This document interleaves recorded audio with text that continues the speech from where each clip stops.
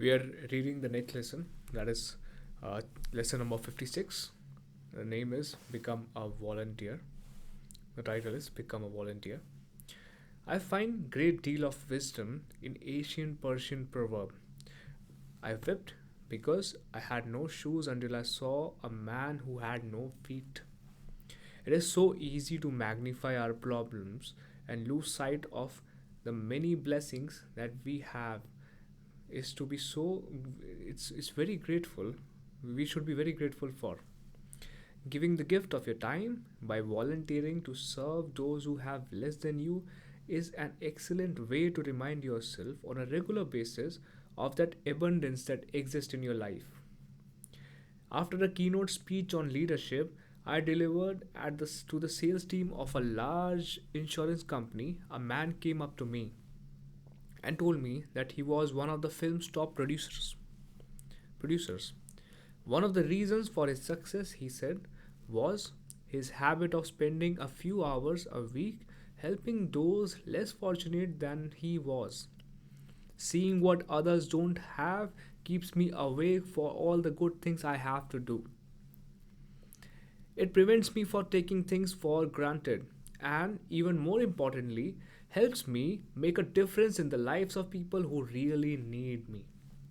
French physician Albert Schweitzer observed, I don't know what your destiny will be, but one thing I do know.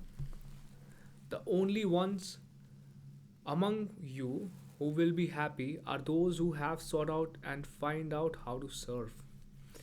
And Annie Morrow Lindbergh wrote, one can never pay in gratitude.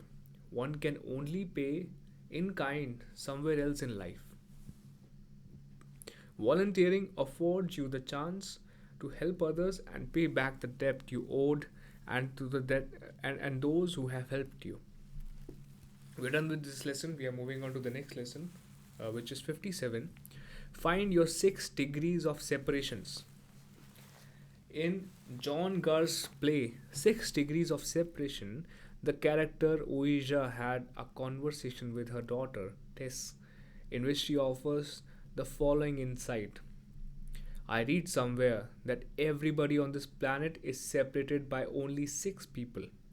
6 degrees of separation between us and everybody else on this planet. The President of United States, a gondolier in Venice. Fill the names.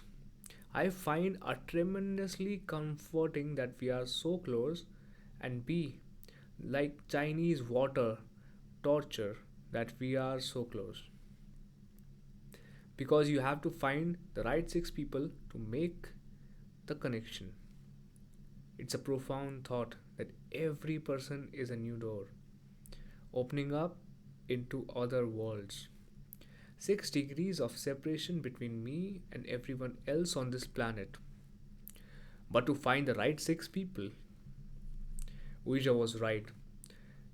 It is profound to think that you and I are separated from all the other things, all the other people living on this planet by at most 6 people. She was right in nothing. She was right in nothing. The real challenge finding the right 6 people to connect you to the person you need to know. One of the things I have done in my own life is to create what I call a hero list. That is, a list of 100 men and women I would most like to meet before I die.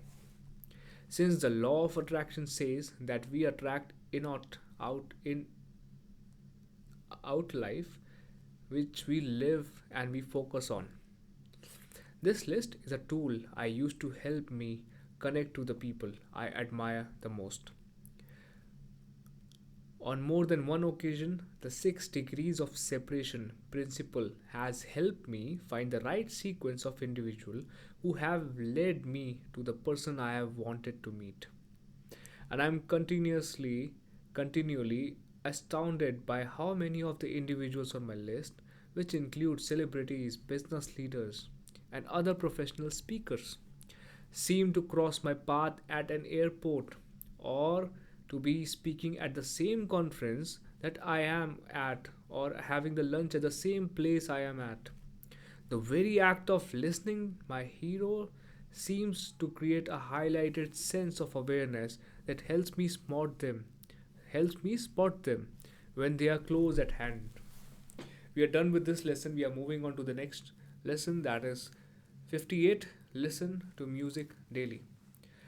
In the most memorable scene of the world wonderful movie, Jerry McQuarrie, Tom Cruise's character, a hard driving sports agent, a hard driving sports agent has just signed up on one of the hardest draft picks in football. As he drives away from the athlete's home in a state of utter joy, he impatiently searches from station to station on his car radio for the kind of song he can turn up out loud and sing along at the top of his lungs.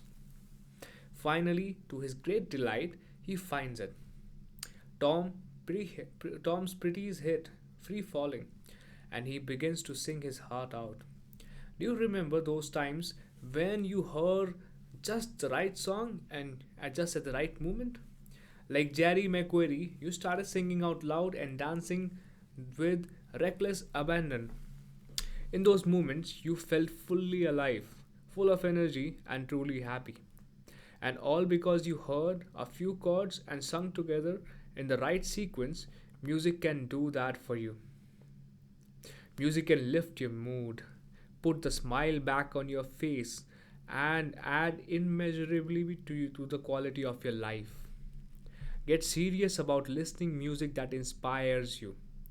Build a collection of your favorite pieces and play something that fills your heart with joy every single day of your weeks. For me, some moods call for the soothing piece of classical music or a soft jazz selection. When I'm writing a book, for example, I will often listen to Pepperable's Canon in D or jazz legends Cake Baker's Round Midnight compilation. If you have attended one of my seminars, you might have recognized that more upbeat music played before I step onto the stage. Even when I travel, I bring along my Walkman and listen to inspiring music such as soundtracks to the movies Braveheart and Everest on the plane. Listening even a few minutes of music every day on the plane or anywhere is simple yet exceptionally powerful way to manage your mood and remain at your best. We are done with this lesson. We are moving on to the next lesson. Write a legacy statement. Someone once said to me, add that the first 50 years of your life are dedicated to building one's legitimacy, while the last 50 are devoted to develop one's legacy. How true. So many of us spend the first half of our life striving for achievement and struggling to gain the respect. Once we have this legitimacy, whether it comes in the form of prestige or material possessions, we soon realize that something is missing. We then spend the remaining years of our lives trying to do what we should have done from the beginning, create a legacy. One day, my father posted a poem on the door of our fridge. It had been translated from Sanskrit, and I read it simply. Spring has passed, summer has gone, and winter is here. And the song that I meant to sing remains unsung. I have spent my days stringing and unstringing my instrument. Those words by written by a man whose heart was filled with regret over a life half lived. Rather than singing the great song he was destined to sing, he spent his days preparing and waiting until things were just right before he acted, stringing and unstringing his instrument, in his words. Sadly, that time never came.